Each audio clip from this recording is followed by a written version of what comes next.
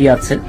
এই আলো অবস্থা কালো করে লোকটা উসলম্বা, এই যে পেপার দিয়ে মোড়ানো, আর ওই মাঝেরটা কি? উঠান মাঝেটা ও একটা সাবান দিয়ে আর কি, দেখি সাবানটা উঠান। এটা কি? নরমাল কাপড়ি, ওই থালাবাটি ধোয়ার আচ্ছা, ভীম সাবান। ভীম সাবান। এবং তার সাথে দুইজন লোক আছিল। দুইজন লোক ছিল। কখন মোহাম্মদপুর বাজার থেকে এটা কখন হলো? এইটা হচ্ছে আলো আপনার 11:30 12টার দিকে। আমার বাড়ি বোয়ালমারি আখালিপাড়া আর কি। আমার সঙ্গে এক ভদ্রলোক আর কি ওই একটা ডলার বিক্রি করার আর কি কথাবার্তা বলছিল। তা আমাকে একদিন 1 পিস ডলার আগে দেখাইছে যে দেখেন আমি তো এটা বিক্রি করতে পারতেছি না, তা দেখেন এটা বিক্রি করা যায়। আমি বোয়ালমারি সোনালী ব্যাংকে আর কি এই টাকাটা নেওয়ার পরে আমাকে 3100 টাকা দিচ্ছে। দেওয়ার পরে বাকি টাকাটা কিন্তু তাকে আমি দিয়ে দিচ্ছি। তা সে চাদর বিক্রি করে, তার বাড়ির কথা বলছে কুষ্টিয়া। আমাদের বাড়িতে একটা চাদর কিনা হয়েছে।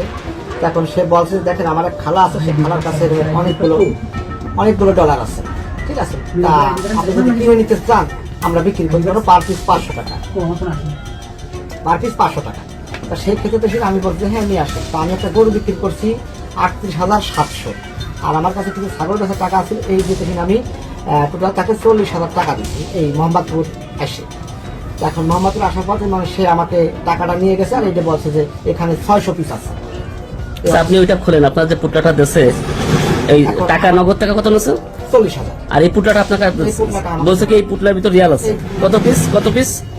600 পিসের কথা বলছি। আচ্ছা, দেখি আমরা দেখি যে আসলে পুটলার ভিতর কি আছে।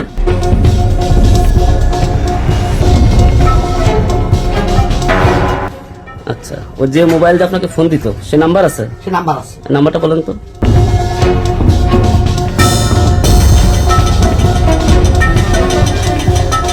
বলেন।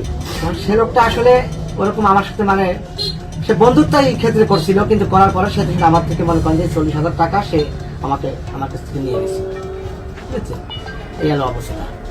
চেহারাটা কেমন? চেহারাটা কালো, মুখে চাপ দাড়ি এবং উঁচু লম্বা। সে কাপড়ি ব্যবসা করে।